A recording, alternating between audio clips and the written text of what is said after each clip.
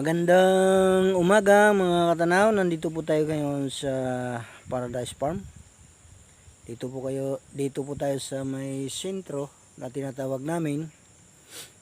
Araw ng Sabado ngayon, Petsa 20 ng Enero. Pupunta po tayo doon sa namimitas ng kape doon sa may Yuling. Titingnan natin din yung nagbubutas ng taniman namin ng papaya doon sa may tissue uno. Kaya po, punta po tayo doon banda. Yan tayo dadaan. Yan tayo dadaan. Kaya po, samahan niyo po ako. Ito po yung aming langka dito sa sentro. Ito pong langka pong ito magaganda po ang nito, lamukot. Kasi malalaki ang lamukot nito. Yung lamukot, yung laman. Yan po. Dito po tayo dadaan. Yun naman po yung aming huling tinanim na papaya. Tapos mayroon pa kaming pananim nandoon, kaya maghukay ngayon ng taniman ng papaya. Ayaw po. Ayun pa Yun. Tapos ito pa. Yan.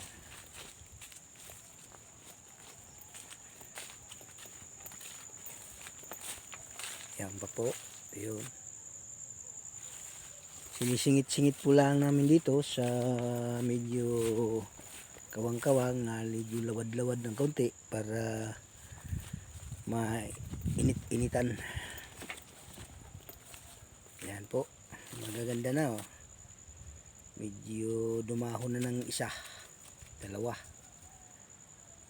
Kasi pag tinanim namin po yan, ayun pong inaalisan ng dahon. Tapos tira lang talaga yung talbos na pinakamaliit. Yan po mga katanaw. Tayo po, tuloy-tuloy po tayo. Dito po tayo dadaan sa banda rito.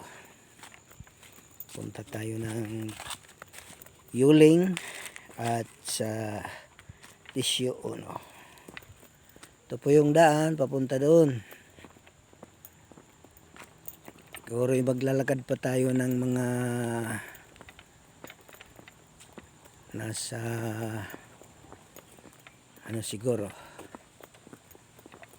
mga 1/4 o kulang-kulang kalahating kilometro.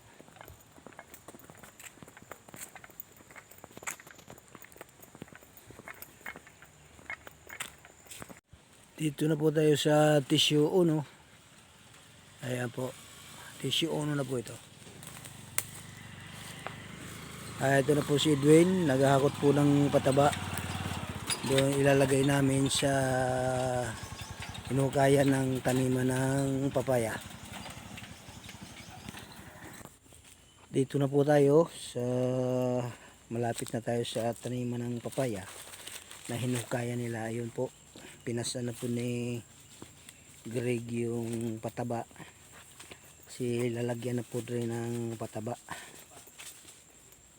Palusong po ito, palusong. Andahan po lang tayo. Mabato po ito, mabato.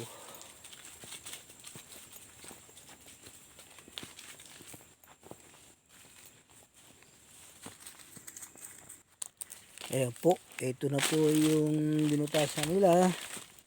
Natam na namin ng papaya. Tanim po namin papaya dito ay red lady.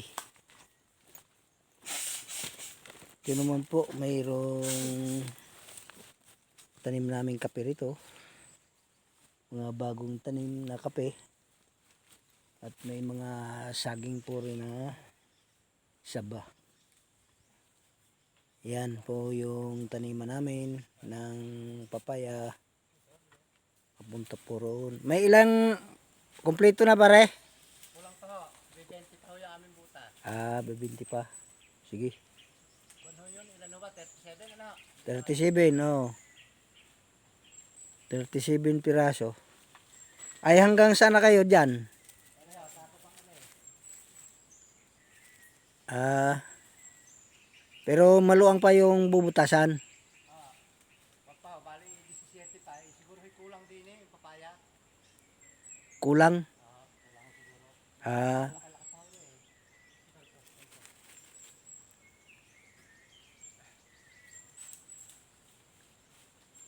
di ibig sabihin di pwede pang dagdagan. Pwede pa.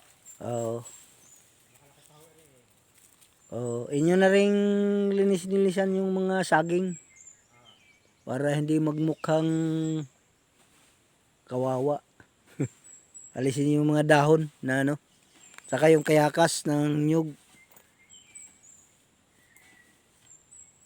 Pagka malapit sa puno ng nyug pare, wag nang butasan. Hindi na nga namin lalapit. Ah, okay po, dito po ang magandang taniman ng papaya. Medyo lawad siya, tapos kuble sa hangin. Yan po. At pupunta naman tayo doon sa namimitas ng kape. Dito na po tayo sa yuling na sinasabi nila. Ito po yung yuling ang nilagay ng ano. Nandito po sila nangunguha ng kape. Akala siguro ako nandoon sa kubo pa. Pero hindi nila alam, nandito na ako sa kanilang area. Yan, puntahan po natin sila nandun sa ibaba, dito sa may kanan.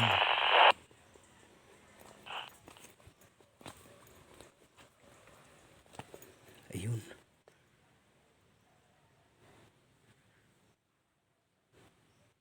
Kita ko na po yung mga sako.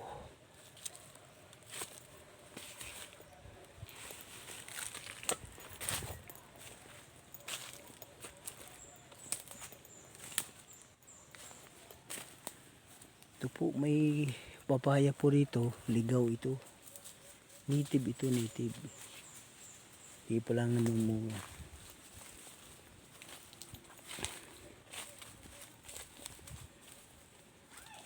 Ayun. Umirit na po. Hirap dito lumusong. Si baga tayo at tayo madapa.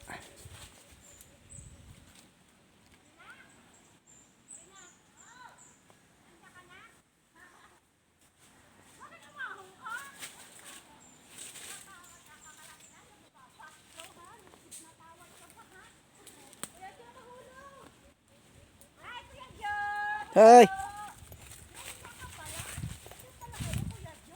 Nandito. Sadyang maitim lang. Duduyan lang kayo eh. Kaya nga pinupuntahan ko at nagduduyan lang eh.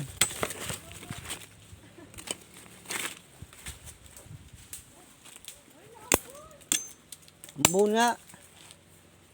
Break time na no.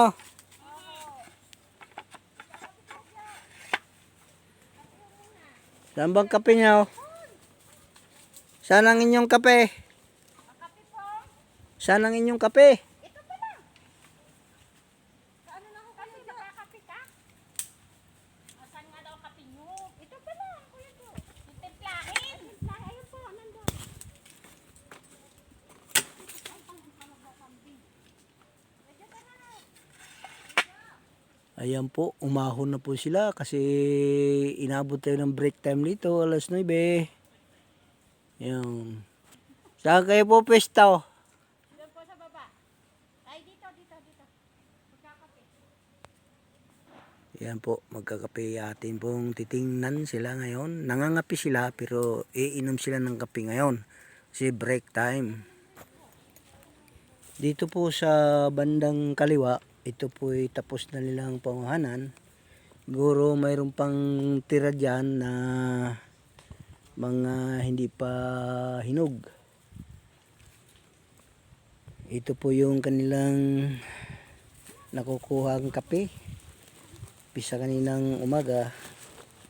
Ito lang ang nakukuha pa nila ngayong hanggang break time na ito. Yan, kanya-kanya po sila ng sako na nilalagyan. At kinikilo po yan kung ilang nakukuha sa bawat isa. Ayan po, nakukuha ng kape pero mayroon pa rin pong mayroon na namang bulaklak. Ayan oh. Bulaklak. May suloy pa.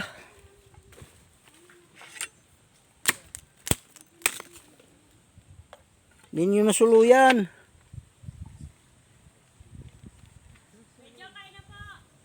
Sige. Sige. Ay, palapit po tayo dito sa nagmimerindahan. Ayan po, dito po sila nagmimerindahan kasi pag umuwi pa sa Kubo, malayo. At ang sabi ni Sir, kung saan kayo napwesto, doon na lang kayo magmerinda. Magdabao na. Ayan po sila. Ito po si Emily. Hi. Naku, namatay. Si Marena. Si Edwin. Greg. Makikita ka doon sa At si Pilomina. United States of America. At si Joseph Estrada. Torres pala.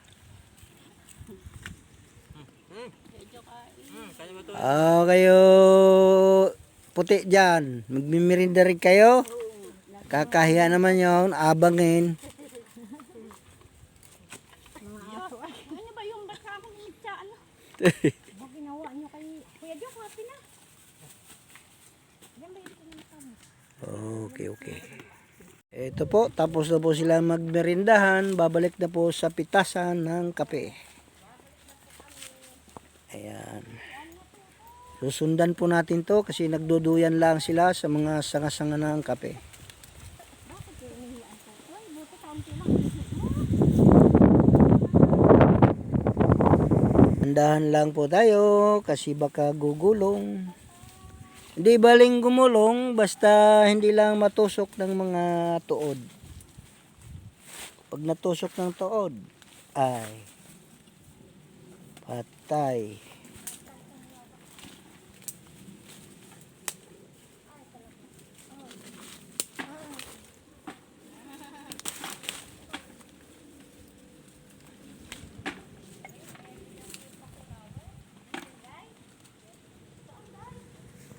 Ito po ang paminta namin dito sa Yuling.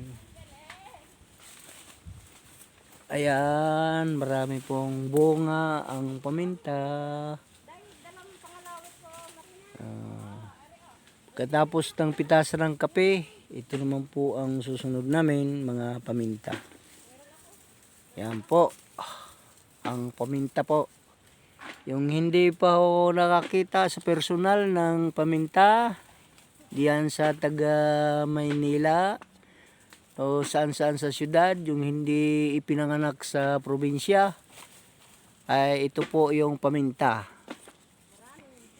Kasi nung ako'y nandun pa sa Mindanao, ang paminta, alam ko paminta, nasa plastic, naka-plastic, binibili na lang. Takaw. Naambun-ambun pa. Yan po ang paminta na tinatawag. Yan po ang dahon niya, ay yung puno. Tapos lalagyan po siya ng balag. Yung balag na tinatawag, kakawati, yung Maria Capra. Ano ba tawag dito sa taga Bisaya? Kakawati. Ano ba tawag dyan, Mile? Maria Capra.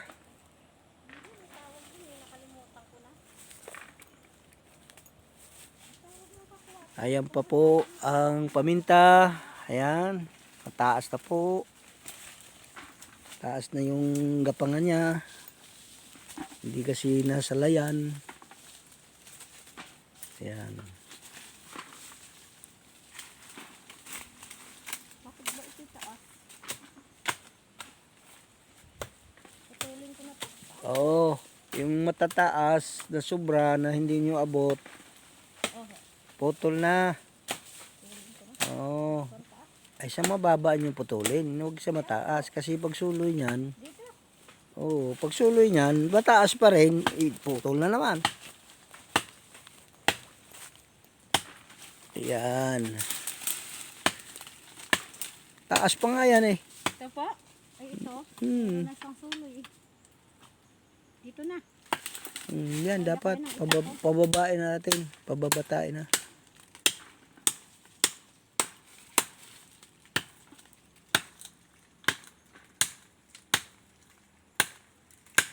Po si Pilomena, ayan, hinutok na po niya yung kape kasi mataas na.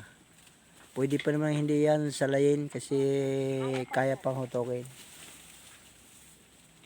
Ito po yung ibaba ng yuling.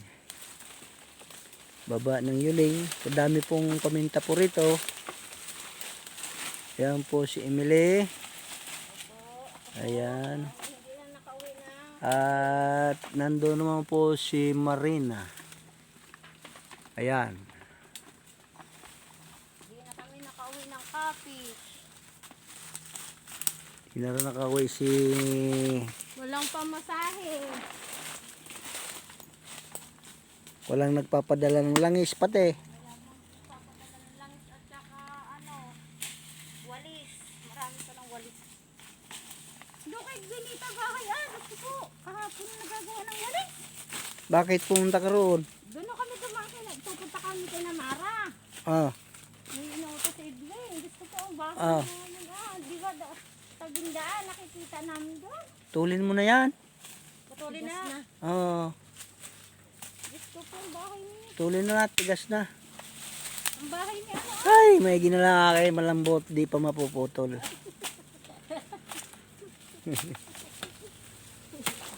Yaw, sa baba pa. Yan, yan.